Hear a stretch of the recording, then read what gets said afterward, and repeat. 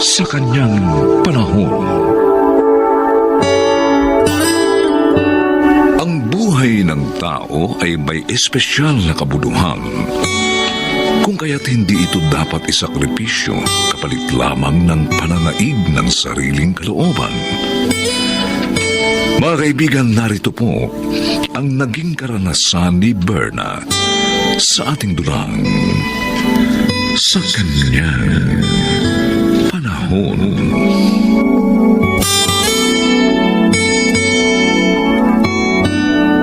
Pinipilit niyo ako kumain?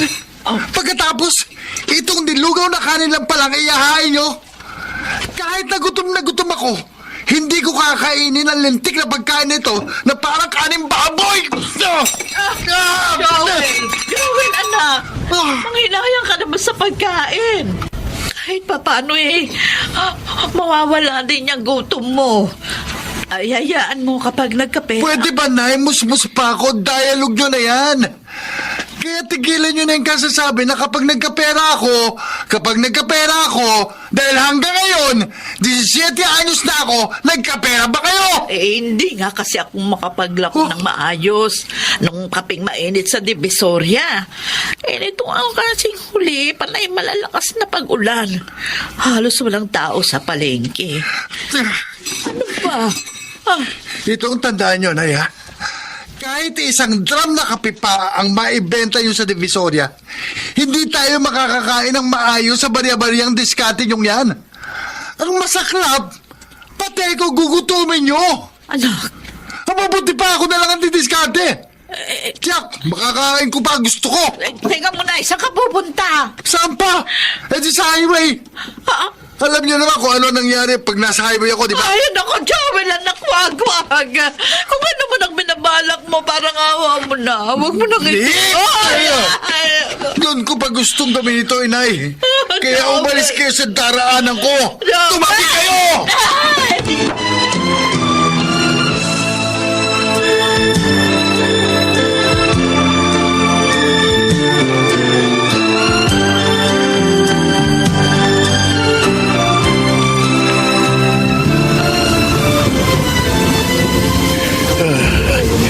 Rosita, hindi pa ba dumadaan si Berna? Kaping-kapi na kasi ako. Ginaw na ako sa kababalik-balik sa pagsasalansa ng mga gulay sa truck. Nako, hindi nga nakapaglako ngayon ng kape dahil binasag daw ni Joel ang termos niya na magwala na naman. Napakasalbahe ng batang yun sa kanyang ina. Simulat sa pool, nakita kong kawalan ng respeto niya kay Berna. Araw-araw, walang ginawa kundi sumbatan ng ina sa dinaranas na kahirapan. Walang pinakamasakit sa isang magulang, kundi ang hindi igalang ng anak. Ang hindi pa katanggap-tanggap. Ang pisikal na pananakit sa kanya ni Joel sa mga oras na hindi niya maibigay ang gusto nito.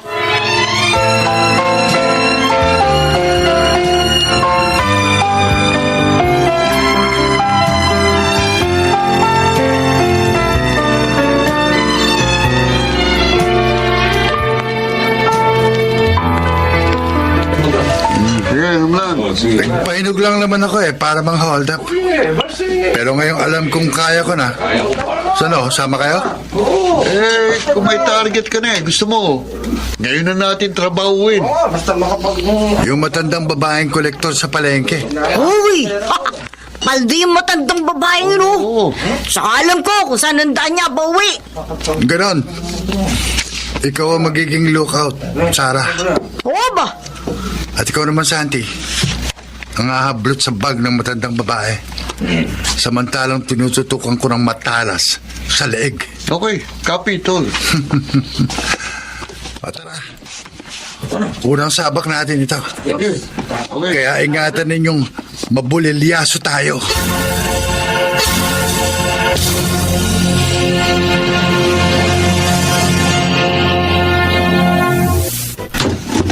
Anay!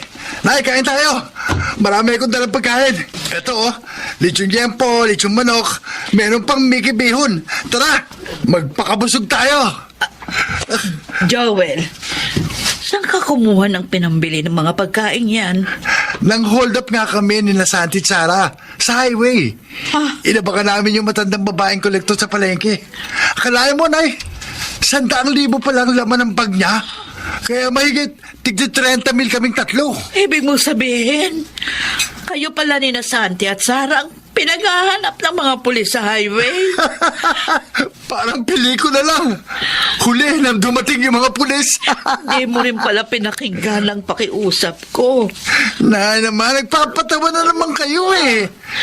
Kahit lumuha pa kayo ng bato sa harapan ko, hindi ko talaga kayo pakikinggan. Alam mo na ayokong maulit sa iyo ang kasaysayan ng iyong ama. Eh di dapat hindi kayo sa isang hold-upper nagpabuntis para hindi na maulit ang lintik na kasaysayan kinatatakutan nyo. Dapat sa isang doktor o sa isang abogado kayo nagpaanak.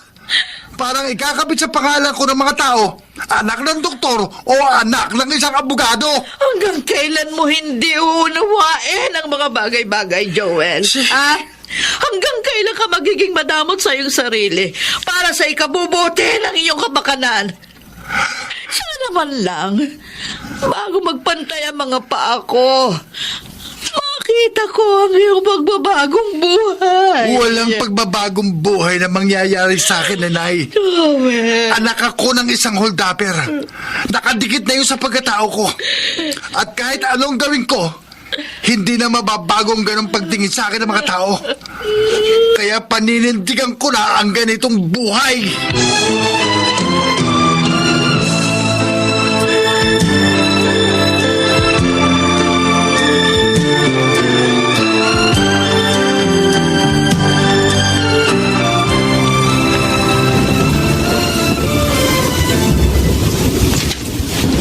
Nagiging matunog na ang pangalan ni Joel sa mga hold-upan sa highway.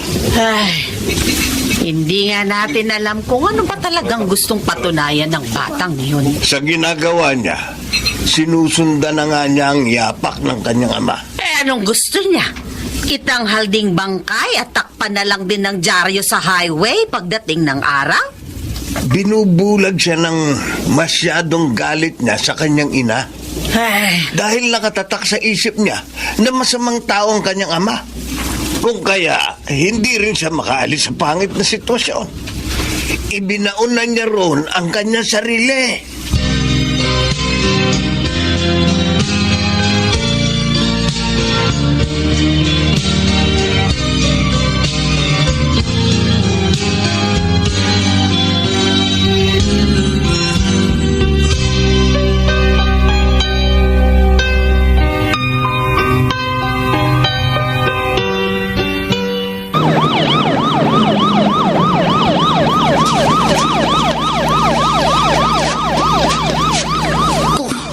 Malas, nasundan ako ng patrol car na naalarma sa sigaw ng estudyanteng in-hold up natin. Oh, paano tayo ngayon? Ano gagawin natin? ano ba? Eh, sumipat na tayo! Ayan ang pulis! Minalas lang tayo sa pagdayo sa lugar na ito. Basta, takbo na! Wala nang lingon-lingon! Sige! Bilisan niyo mo! Dali! Dali!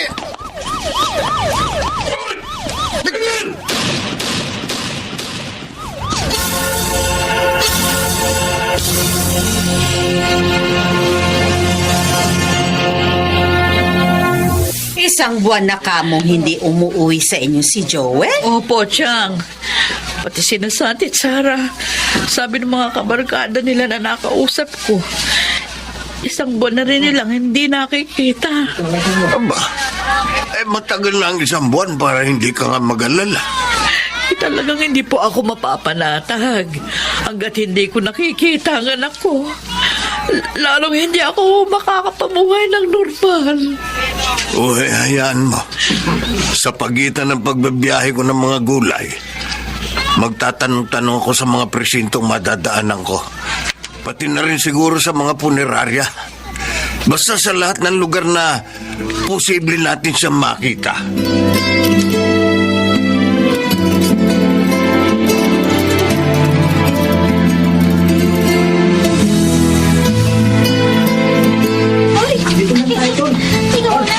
Ano sabi mo, Joel?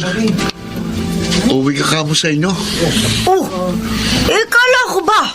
Wala tayong iwanan dito. Ilang gabi na kasing ayaw mawala sa isip ko si inay eh. Mula kasi nang dalhin tayo rito sa youth center na ito ng mga pulis na nakahuli sa atin. Dahil mga minor de edad nga tayo. Naisip kong marami kong pagkakamali. Ikaw, kung ano ba desisyon mo eh. Ako. Dahil ayoko nang bumalik sa pakikitira sa tiyahin ko salbahe. Dito na lang muna ako.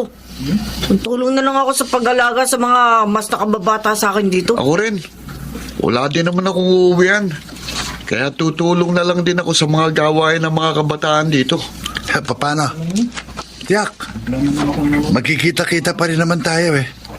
Basta, palagi kayo mag-iingat.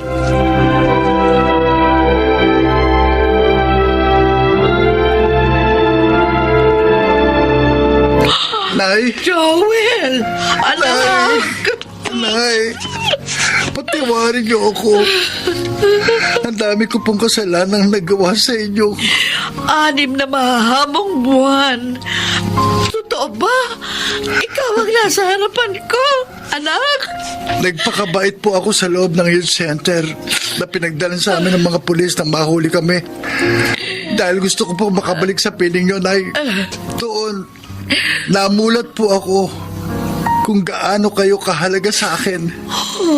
Alam ko, kailangan ko magsisi at baguhin ang maraming bagay sa aking buhay. Anak ko, alam mo lang, araw at gabi, kung saan-saan kita hinanap. Dahil di ako bumitiw sa pag-asang isang araw makikita pa rin kita. Gusto ko pong magbagong buhay, Nay. Gusto ko pong bumalik sa pag-aaral. Gaya ng palagi niyong ipinakikiusap sa akin. Pero hindi ko po yun magagawa kung wala ang tulong ninyo.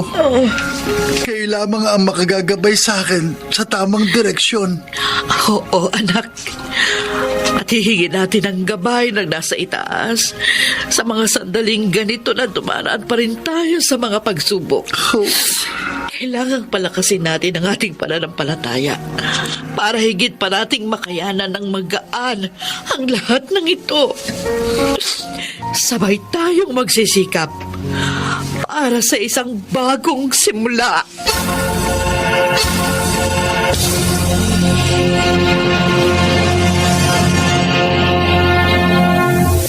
Sa kanyang panahon,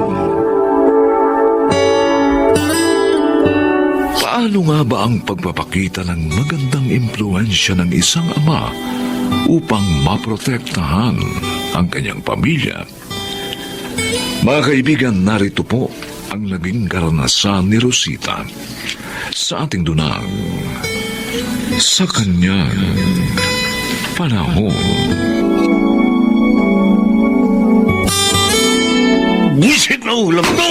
Buwisit na bahay talaga ito! Buwisit! Ito! Ano na naman bang problema mo at pinagdidiskitahan mo ng init ng ulo, pati pagkain? Hindi ka ba kinikilabutan? Pati kanin tinatapon mo? Wala ka bang alam iluto kundi paksiw na isda? Pati hininga ko, amoy paksiw na eh! Kung ginagamit mo lang na dahilan yung paksiw na isda para gumawa ng gulo, pasensya ka na. Pero hindi kita papatulan. Masasayang lang ang laway ko dahil hindi naman ako mananalo sa mga bulok mong katwiran. Oh, saan ka pupunta? Nagugutom ako eh! Pagluto mo ako ng kalderetang baka! Hoy! Magbalik ka rito! Rosita!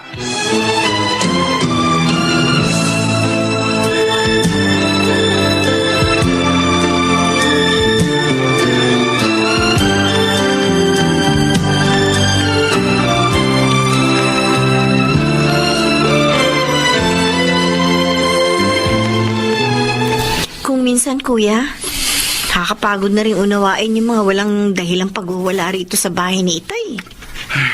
Naaawa nga ako kay Nay. Dahil siyang sumasalo sa mga galit ni Itay. Masyadong mapaganap. Hindi naman nagbibigay ng pera samantalang ang lakas kumita sa diskarte niya. Kung bakit naman kasi, habang tumatanda si Itay, lalo nagiging masama ang mga kostumbre. Kahit nga tayo, hirap na siyang pakisamahan. Malakas kasing impluwensya sa kanya ng mga taong nakakasalamuha niya sa labas. Kung anong isulso sa kanya, ginagawa niya. Hindi nga sana balik kung para sa kabutihan ng itinuturo sa kanya.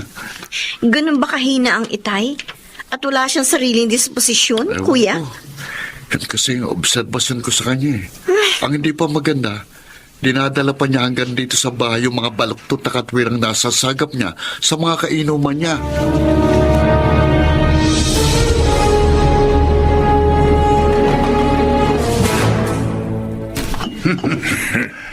Kursunada mo pala si Roxy. Bakit hindi mo papilan? Bibigay ka agad sa'yo yun.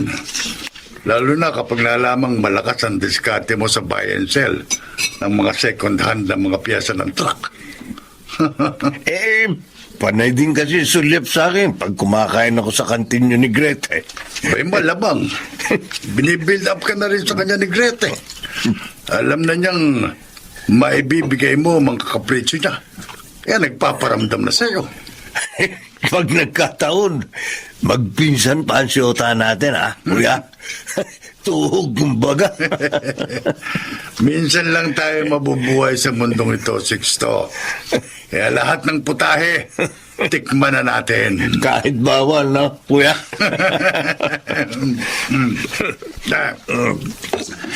Ito lagi ang tandaan mo, ha, Sixto. Walang bawal-bawal sa taong gustong lumigaya. Kahit pabawal na kaligayahan yun.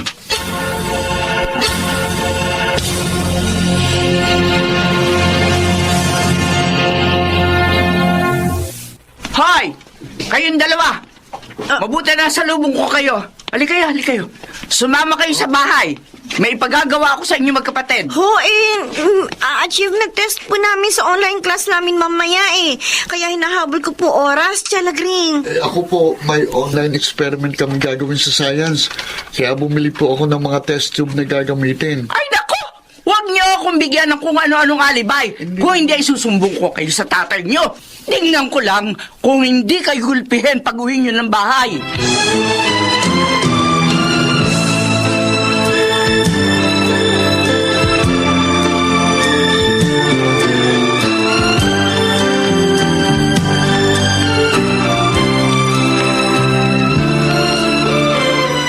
Nasaan na ang mga batang yun? Malapit nang magsimula ang online class nila. Hindi pa rin nagsisiuwi ngayon. Ano ba yan? Yung mga cellphone nila. Nandun at pareho palang nakacharge sa tabi ng laptop nilang nakabukas.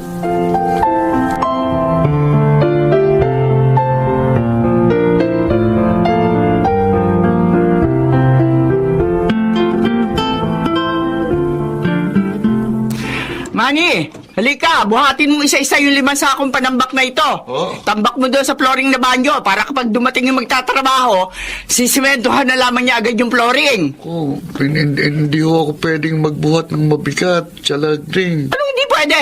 Dahil yun ang sabi ng nanay mo, ganon. Alam mo, hayang nanay mo, tinuturuan ka ng katamaran eh.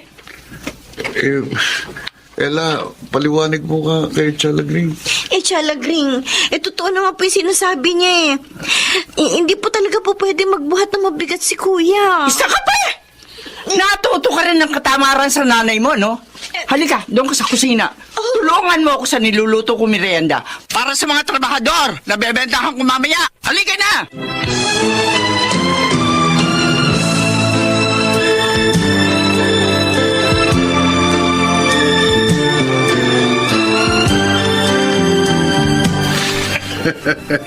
Talaga palang hindi mo binibigyan si Rosita sa kinikita mo sa pagbubayan sel ng mga lumang piyesa ng truck, ha, Sixto? Sa mga bisyo ko lang, kulang pa ito kinikita ko, eh. Lalo na ngayong hawa ko na si Roxy. Nakasama na sa mga ginagastosan ko. Sa bagay, yung mga asawa, dapat talagang hindi pinamimihasa sa pera para matuto silang dumiskarte para sa sarili nila. Total, ang papel na lang nila sa buhay natin, ipagluto tayo at ipaglaba. Kaya nga si Rosita, kapag humihingi sa akin ng pera, binabato ko na lang ng pambili ng sabong panlaba.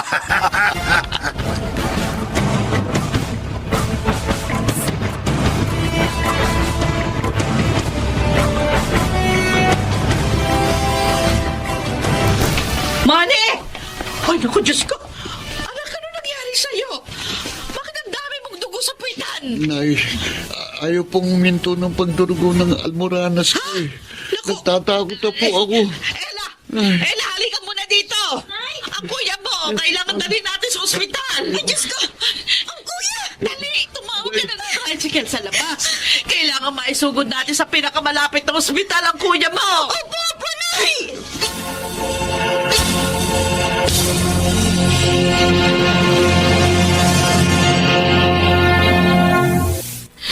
Bakit ba kung sinisisi mo sa pagsumpong ng sakit ni Manny?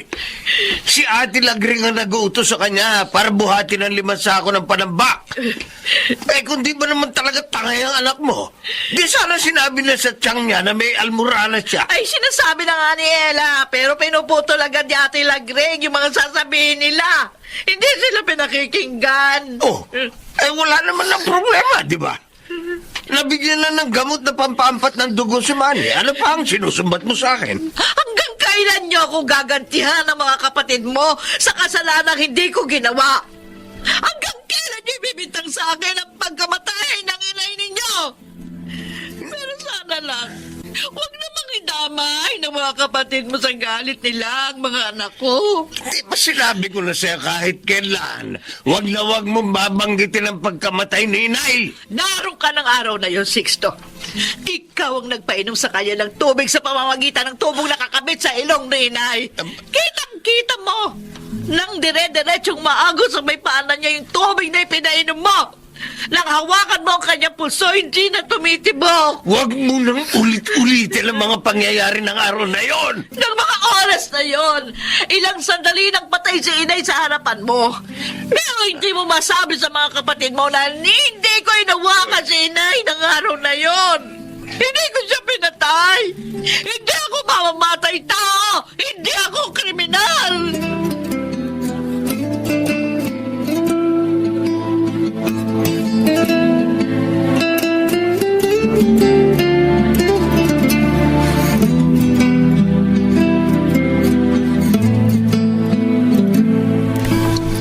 Alam ko, ng mga panahong yun, sinusundo naman talaga ni Rosita ang nurse sa health center na nagpapakain kay inay sa pamamagitan ng tube feeding. Kinukwento sa akin ng nurse lahat. Ayaw pakialaman ni Rosita pagpapakain kay inay dahil kung magkamali nga naman siya ng proseso, maaaring ikamatay yun ni inay. Eh bakit pinaniwala mo kung namatay si inay? Dahil sa maling pagpapakain ni Rosita sa tubo? Dahil yun ang paraan ko para makawala sa sumbat ang konsensya. Sa ginawa kong pagtanggi para alagaan si inay nung nabubuhay pa siya. Naghanap ako ng masisisi sa pamamagitan ni Rosita. Sa kanya ko ibinato ang lahat. Para hindi niyo makita ang aking mga pagkukulang bilang nakatatanda niyong kapatid. Kung ganun, ang laki pala ng kasalanan natin kay Rosita. Tinuruan natin si Sixto na kamuhian siya. Pati mga anak nila idinamay natin sa galit na wala naman palang batayan sa simula pa lang.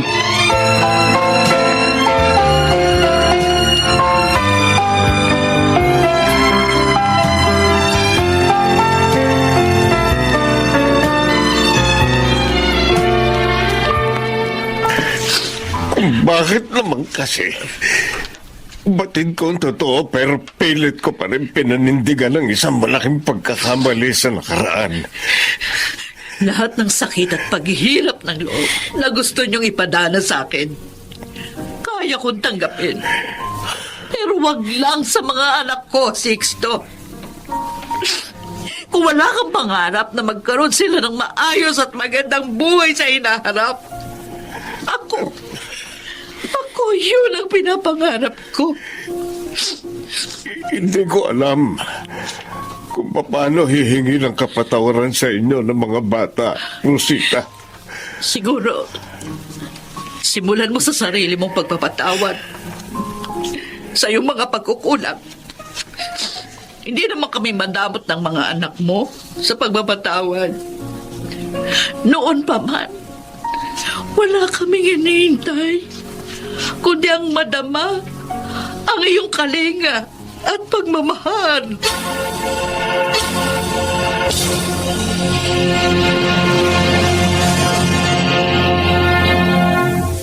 Sa kanyang panahon,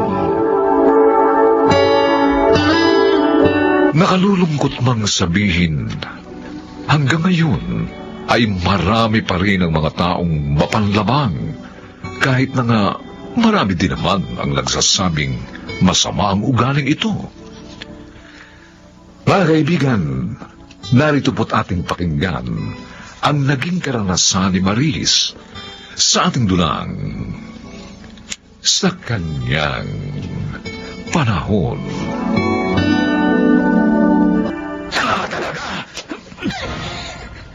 Sinambing, bakit niyo naman po ako sinampal? Dahil hindi ka matuto. Tingnan mo. Minansyahan mo itong mamahalin kong polo. Naman siyan po ba? Kaya pa nagtatanong bang gagawin ito, ha? Liga mo. Tingnan mo. Ay ko po, Chong! Ano? Nakita mo ng mandyan ng polong iniyampas sa mukha mo. Hoy! Ano ba yung ginawang kapalpakan ng babae yan, Nandinga? No, yun eh. Nilagyan ng mansyang mamahalin kong polo. Ha? Ikaw talaga? Gago mo naman. Dapat lang nasaktan ka. Mapanira ka ng gamit. Hindi ko naman po sinasadya, Chong. Chonandi, Teka nga. sorry po. Dahil yan sa ginawa mo, hindi ka kakain ngayong araw.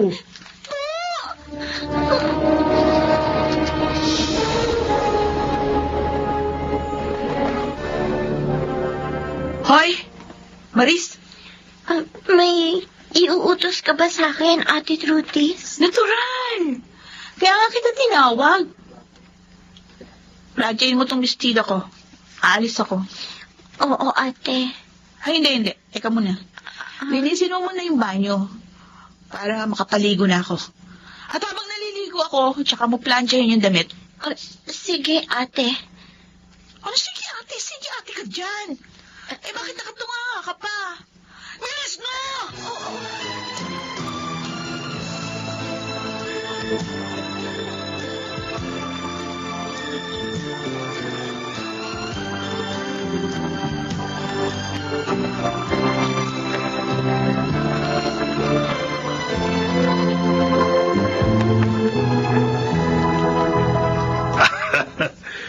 Johnny, binibilang mo na naman ang salaping na dyan sa vault.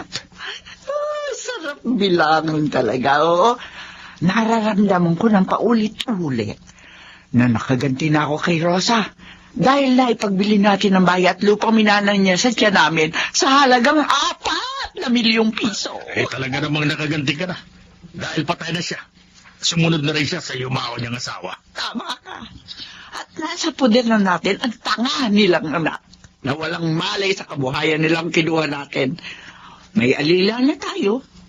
May salapi pa tayo. Pero ma, dapat itangko nyo na lang yung malaking halaga niyan. Mamaya manakaw pa yan ni Maris Chico. Ay, sus! Hindi mangyayari yun, ha? Oo. Dahil hindi nakapapasok ang pinsan mo sa kwarto namin. At kami lang naging baba ang nakakaalam ng kombinasyon ng vault na kinalalagyan ng mga pera natin. Tama! Siyempre, iba na rin yung nag-iingat pa. Ibabahan ko din namin to. Pagsawa na akong bilangin. Ay, tulungan na nga kita. Ma, sana mag-out of town naman tayo. Anyway, marami naman tayong pera. Bukod sa pera na yan, nasa inyo pa yung pera at mga alas na nakuha niyo sa bahay ni Tita Rosa. Oo nga naman, Leonie. Kaya mag-happy-happy naman tayo.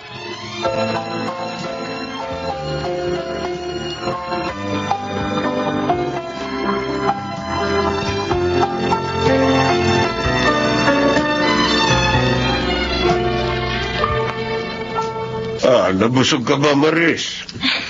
Opo, Mang Tirso. Salamat po, pinakain niyo ko dito sa inyo. Naaawa kasi kami ni Itay sa'yo eh. Inaalila ka na at sinasaktan ng tiyahin mo. Hindi ka pa pinapakain ng tama. Totoo yun. Kaya sabi ko dito kay Danny, total wala naman silang lahat.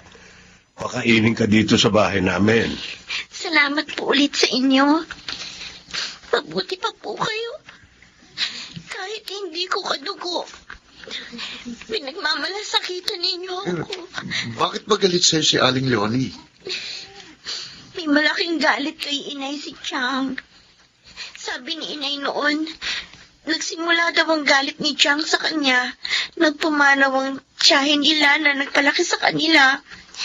Kasi mas malaki raw yung ipinamana nila kay inay. Ay, nako. Inggit at mana pala dahilan. Pero mali pa rin na idamay ka ni Aling Leonie. Di po ba, tay? Oo, anak. O sino na ngayon ang tumatao sa bahay ng mga magulang mo? Ipinagbili po yun ni Chang. Ano?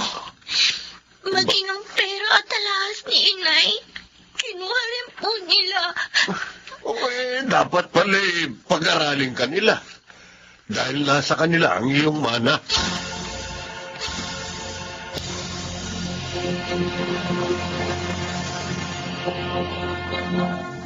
Hoy, Maris!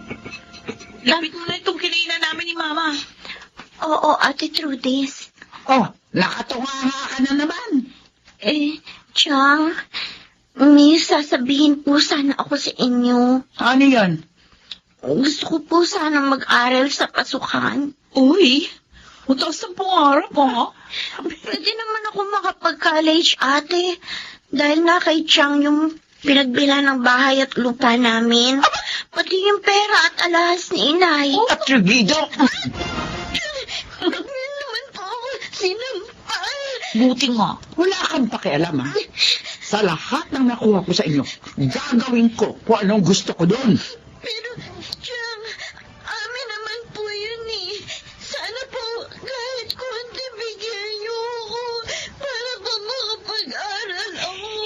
Hindi ka ba talaga titigil, ha? Oh.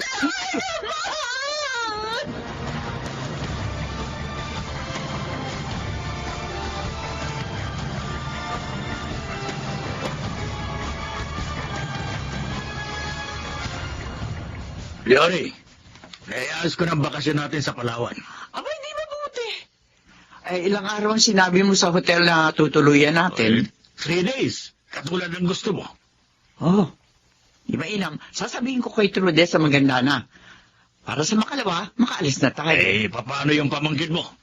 Baka nakawin niya ang pera natin dito. O, di ba, humihingi sa sa'yo ng pang-aaral niya. Sa gagawin ko.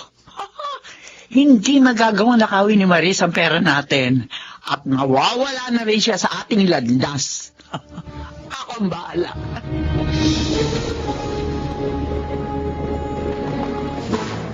Bakit nagawa sa akin ito ni Tita Leonie? Kung itrato niya ako, parang hindi pamangkin. Kinulong niya ako dito sa bahay.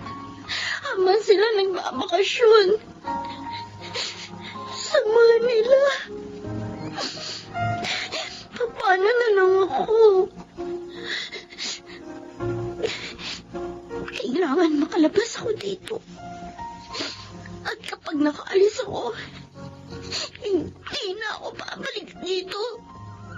Total, wala namang pagmamahal sa akin sina Tita Leonie.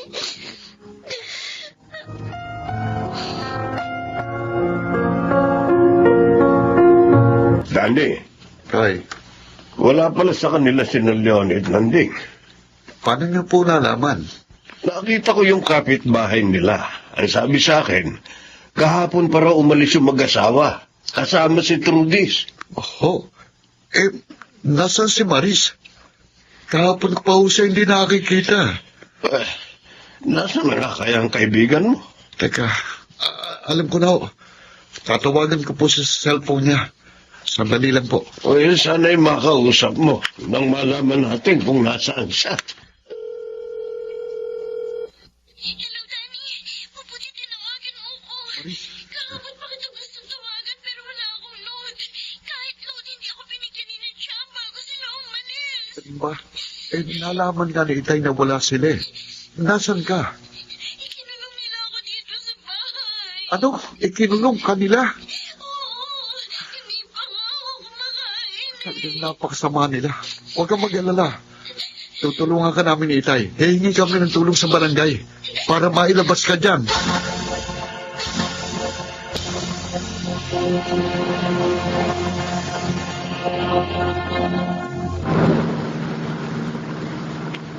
O ano, anak? Nag-enjoy ka ba sa bakasyon natin? Enjoy na enjoy, ma. Siguradong maiinggit si Marie sa akin pag sinabi ko lahat ng ginawa natin. Wala nang maiinggit sa'yo, anak. Dahil malamang, patay na sa gutom si Marisa. Ay, wala akong iniwang pagkain para sa kanya. Bakit niya ba gusto mamatay na siya? Mawawala na tayo ng katulong niya. Hindi, ayos lang yun. Basta ang mahalaga, hindi na makukuha pa sa atin ang salaping nakuha namin sa kanyang ina. Oo nga. Galing bakit? Ay, ano nangyayari? Kumapit kayo! Wala tayong pera!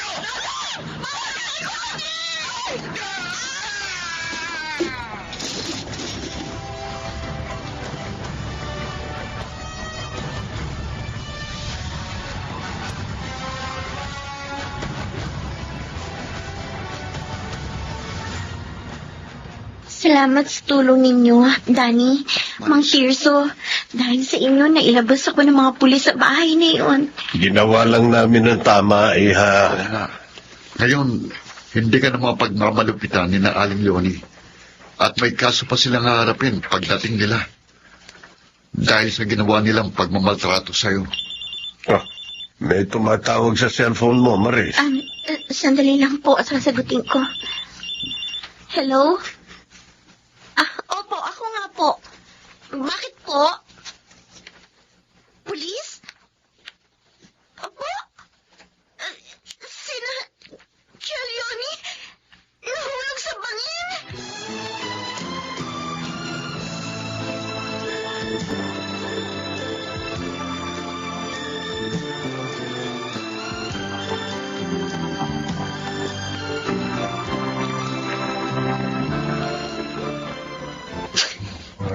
Nakikiramay kami, Maris. Kahit po maraming ginawang masama sa akin si Tita Leonie, nasasaktan pa rin po ako sa pagpanaw nilang lahat. Hindi man lang sila nakapagbago. Siguro, hanggang doon na lang talaga ang kanilang buhay. At maaaring paraan na rin yun ng Diyos para wakasan na ang iyong kaapihan.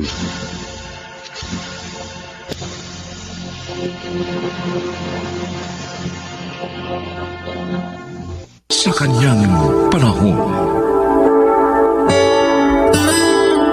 sinasabing ang daigdig ay para sa lahat ng tao. Ngunit papaano ang mga dukha at walang naabot na edukasyon? Saan kaya ang kanilang bahagi? Mga kaibigan, narito po ating pakinggan ang naging karanasan ni Choleng sa ating dulang sa kanyang panahon. Joleng, ba't mo akong pinasundo kay Dina sa junk shop? Nagkaalala kasi ako kina Bunso at Junior. Hanggang ngayon nilalagnat pa rin sila eh. Ganun ba? Hindi pa naman ako gaano kumita sa pangangalakal ngayon. Berto, napansin ko rin. Marami silang pandal sa balat. Ano? Bakit ganun? Hindi ko alam. Kaya gusto ko sana dalhin natin sila sa ospital para malaman natin ang talagang sakit ng mga anak natin. Oh, sige, sige. Bilisan mo sila. Dadalhin natin sila sa ospital. Bahala na.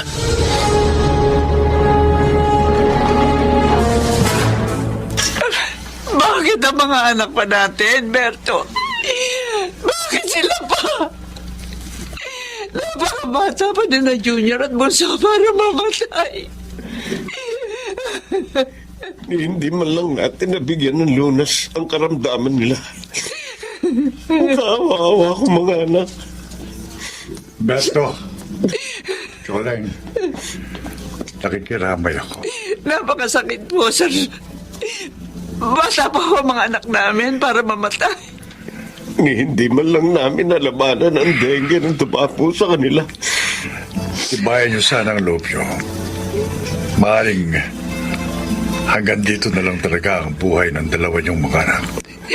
Sir Roger, kahit walima mga anak namin at kahit hirap kami, ayaw namin mayroong mawala sa kanila kahit isa. Pero may nawala pa rin. May dahilan ang lahat ng bagay. At tanging Diyos lamang ang nakakaalam nun. Sir, Sana, kahit ganitong nangyari sa dalawa niyong anak, huwag pa rin kayong mawawala ng pag-asa sa magagawa niya.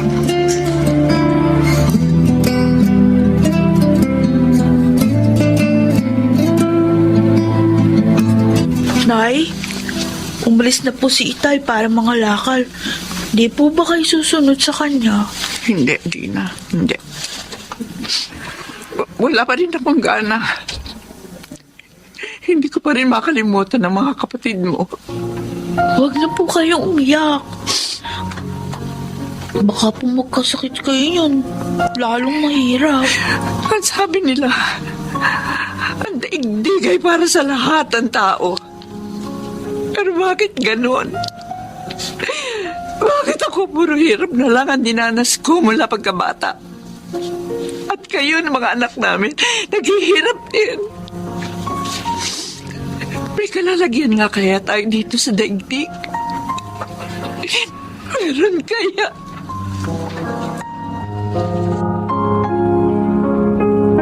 Angel, kumusta? Okay naman ako, Wilson. Ikaw, kumusta ang TV program mo? Well, it's doing good, Uncle. At kaya po ako narito para magpatulong sa inyo na makakuha ng my interview for the program. Interview lang? Ang programa niyo lang ang makikinabang Of nun. course not, Uncle. Bibigyan po namin sila ng tulong, lalo na kung karapat-dapat silang tulungan. Ganun ba? Kaya may alam ako. Mabait ang mag-asawang yun. 5 ang anak nila, pero kamamatay lang nung 2. Oh, kawawa naman sila. Ano pong trabaho nila, Uncle? Nangangalakal. Sa kariton nga lang sila nakatira.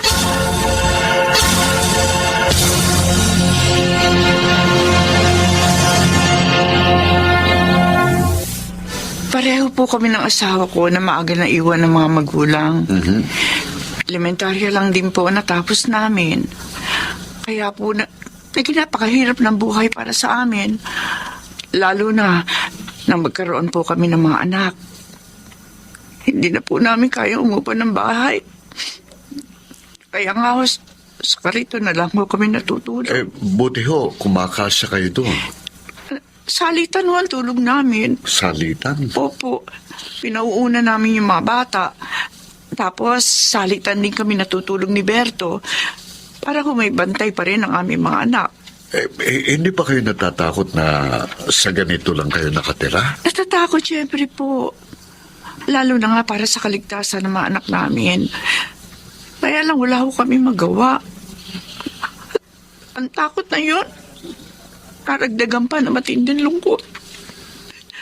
Ang pumanaw ang 2 naming anak dahil po sa dengue. Toleng, kung bibigyan kayo ng pagkakataong makahiling sa Diyos, ano hiling niyo? Lagi ko naman po pinakikiusap sa Kanya. Ang mabigyan ng aming mga anak ng isang maayos na buhay at tirahan. Kahit hindi ho malaking bahay. Basta makapamuhay kami ng payapa.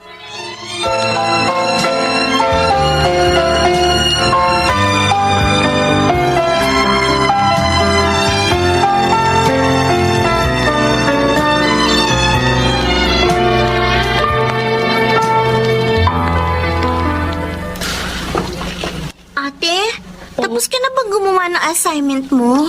Oo, Rika. Bakit malungkot ka? Kasi, tapos nang interviewin si na inay. Naisip ko lang, sana man lang may tumulong sa atin para hindi na tayo sa kariton tumira. Pwede ba yun? Oo. May napanood na akong ganun. Tinulungan nila yung na-interview na.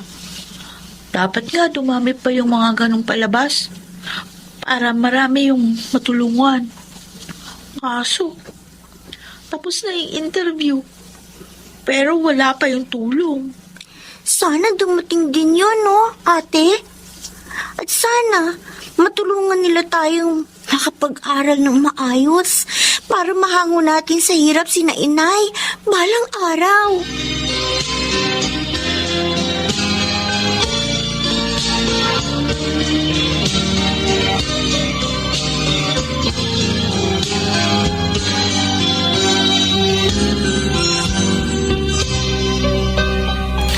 Sir Wilson, napasyalo uli kayo? Oo, Choling.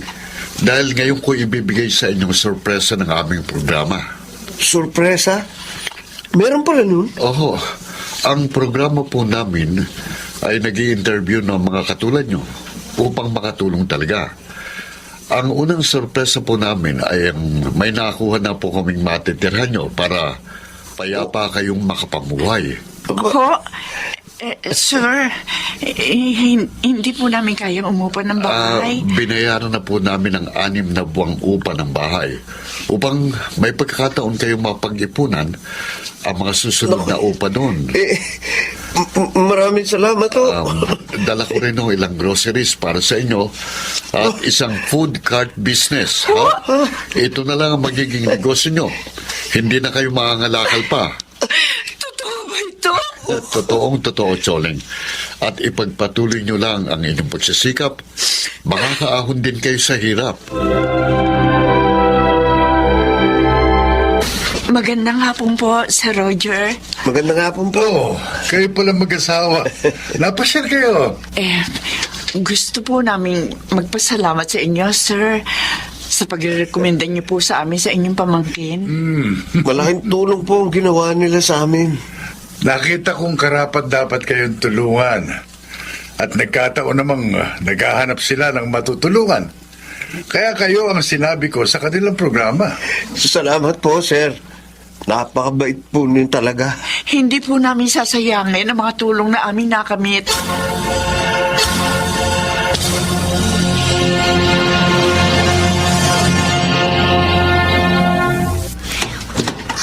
Wow! Ang ganda po ng bahay natin, Nay. Hindi na tayo mababasa ng ulan dito. At saka makakatulog na rin tayo ng mahimig at sabay-sabay. Oo nga. Kasi kasya na tayong lahat dito. Hindi katulad sa kariton na naging tirahan natin. At ang maganda pa, hindi na kami mangangalakal ng nanay niyo dahil binigyan kami ng food cart business ni Sir Wilson. At palalaguin namin to, mga anak, para mabuhay tayong lahat na maayos. Ay, opo. Tutulong po kami ni Rika sa pagtitinda, Nay. Opo, Nay. Umaga lang naman ang pasok namin ni Ate Dina eh. Para po mas mabilis tayong umasenso.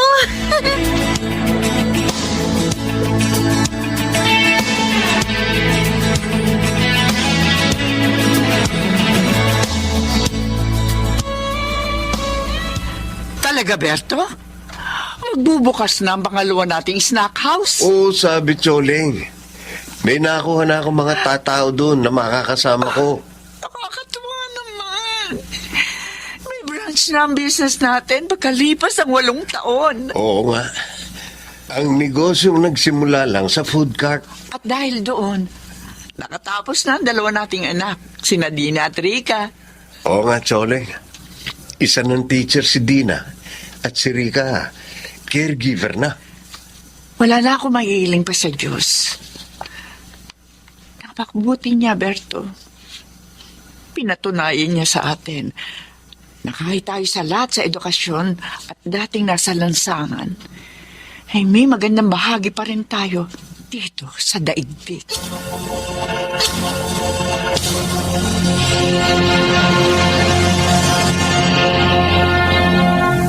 Sa kanyang panahon. Sa buhay may asawa, dumarating din ang mga pangyayaring hindi inaasahan. May mga pangyayaring nakagagalit. Ngunit dapat bang masira ang kanilang sinumpaan dahil dito? Mga kaibigan, Pakinggan natin ang naging karanasan ni Jomel sa ating dunang sa kanyang panahon. 100,000 piso ang laman ng sobrang yan, anak. Yan ang kulang sa bayad ng kumpare ko sa binili niyang kotse mo. Buti ho, nagbayad na sila. Salamat po, tay. Oh, Ngayon, makakapag-down na ako sa coaching gusto kong bilhin. may mo sabihin lahat yan? Pandown mo lang sa kotse? Oo, kulang pa nga ho ito ng konti eh. Pero madali ko nang gawa ng paraan yun. Ay, siya, sige. Mag-ingat ka sa pag-uwi mo, ha?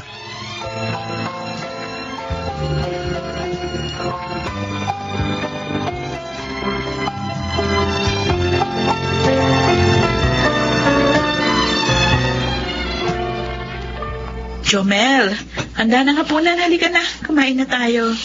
Alis ka bukas, di ba? Oo, pupuntahan ko si inay. Dadalawin ko.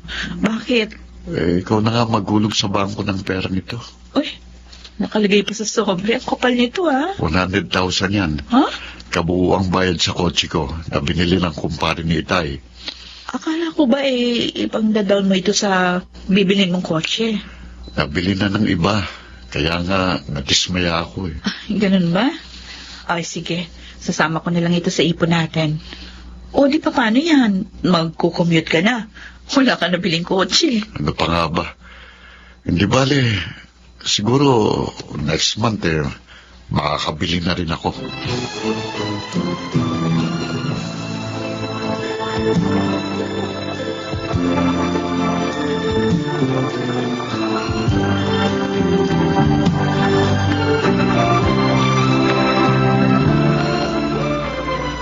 Inay! Lorna? Umiiyak lang ganyan. May nangyari ba sa manugang ko o sa apo ko? Wala po. Hoy, bakit ka nga umiiyak ng ganyan? Dalaslas yung bag ko. Nadukutan ako. Ano? Paano nangyari yon? Nakatulog ka ba sa sasakyan? Medyo kasi sumakit yung ulo ko. Kaya napaidlip ako. Oh. Ayun, nagulat na lang ako pagbaba ko ng bus. Last na itong bag ko. Ano nakuha sa'yo? Cellphone mo? Isa na nga ako cellphone lang. Kaso hindi yun ang kinuha. Ano nga nakuha? Yung dala ko pong sobre. Sobre lang naman pala eh. May lamang 100,000 yun. Ano? Ko naman, anak. Ang laking halaga nun. Uy, bakit naman nagdala ka ng ganong kalaking halaga?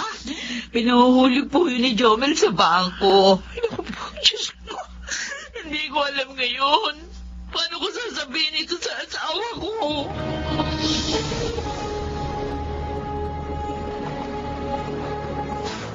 Lorna, mula pa kaninang dumating ako, matamlay ka na.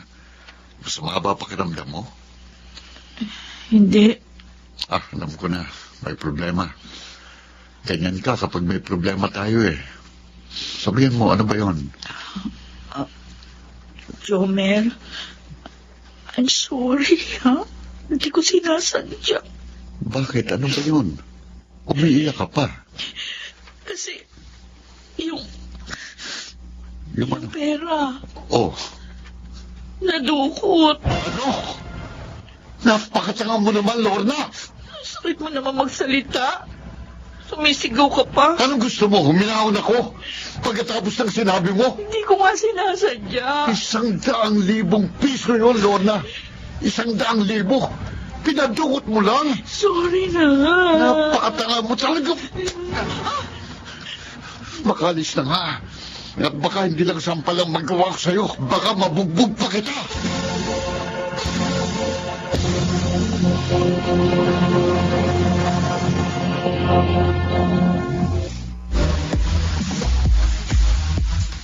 Naku. Talagang dapat ka na magalit sa misis mo, pre. Naku, ang laking halaga, iwilala niya. Bala ko, hindi madaling kumita ng pera. Kaya, tinawagan kita, pere. Ayaw umuwi. Bisit na bisit ako sa kanya. Aba, oo. Gusto ko siyang bubugin eh. Alam mo, yan ang hirap sa mga babae. Yung bang katangahan nila. Oo nga, pare. Di ba? Pare, pwede ba akong makitulog sa bahay niyo ngayon? Huwag doon, pre. Wag. Ha? Hindi rin kasi ako uuwi doon ngayon, pre. Pero may alam akong pwede natin tulugan. Ha? Magiging masaya na pa, pre. Makakalimutan mo ang nangyari sa'yo. Ha?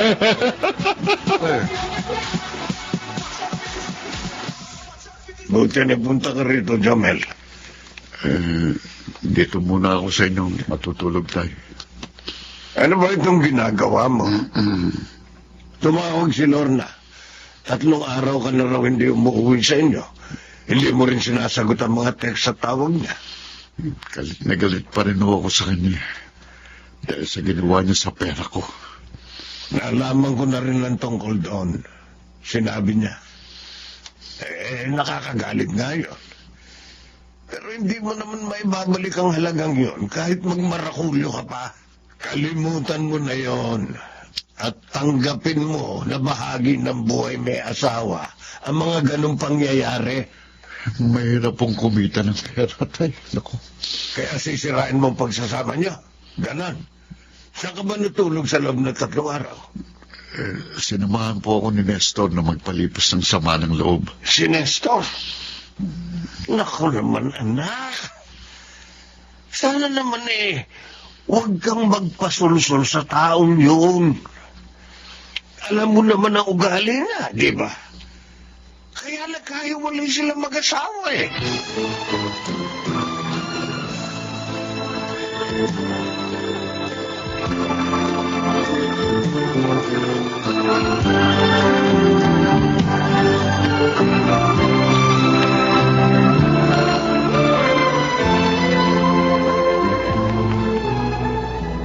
Mamaya na tayo umuwi, Jomel. Gusto ko pa dito sa park. Pagod kasi ko, Trixie. Ganon? Dito na lang tayo sa motel. Ha? Para makapag-relax tayo. Ikaw talaga, napakapilya mo. Hindi kapilyan yun. Gusto lang kitang panigayahin. Sweet nyo naman. Lorna, Sino ba yung pangit na babaeng yan? Ako ang asawa ng lalaking nililingkis mo. teka, Ha? Lorna, huwag kang mag-skandalo dito. Nakakaya sa mga tao. Huwag ka mag-alala. Hindi ko gagawin yon. Sinundan lang kita para patunayan kung tama ang hinala ko. Lorna, Ito lang sasabihin ko sa'yo, Jomel. Ang kasalanan ko sa'yo, hindi ko sinadya. Pero itong kasalanan mo sa akin, talagang sinadya mo. Lorna, sandali. Hayaan mo na Lorna, siya. ikaw ang tumahimik. Susundan ko ang asawa ko.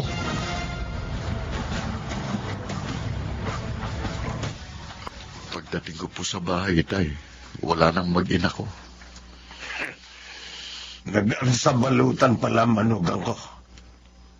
Bakit naman kasi pinagtaksilan mo ang iyong asawa? Huwag mo sabihin hindi mo sinasadya yun. Hindi ako maniniwala. Tay, gusto ko lang naman akong magpalipas ng sama ng loob. Anak, pagganti ang ginawa mo. Sinadya mo siyang saktan. O paano ngayon? Kung tuloy ang mawasak ang inyong tahanan, gusto mo ba yun? Ayoko. Mahal kong mag-ina ko. Sana, bago mo ginawa yon, tinanong mo muna ang sarili mo kung may katapat bang presyo ang pag-ibig mo sa iyong asawa. At kung meron, 100,000 piso lang ba yon? Baka sakaling hindi ka nahulog sa pagkakasala.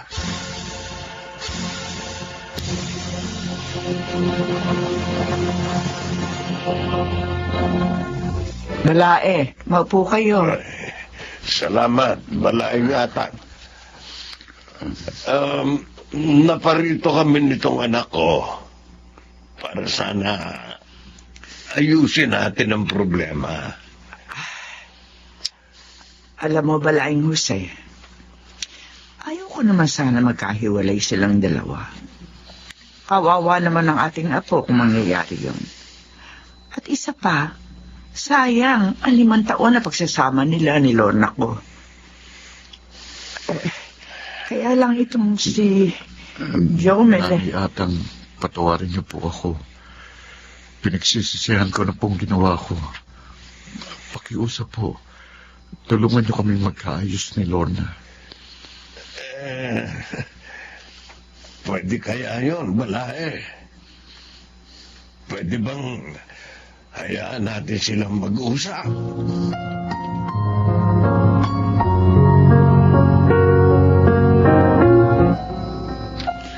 Bakit ka pa na parito? Sana doon ka na lang sa babae mo. Lorna, Wala naman kaming halaga sa'yo. hindi totoo yan.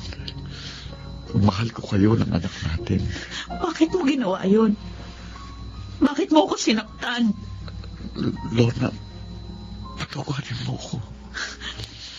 Dahil lang sa 100,000 piso. Dinungisan mo ang sumpaan natin. I'm sorry. Bigyan mo pa sana ako ng pagkakataon.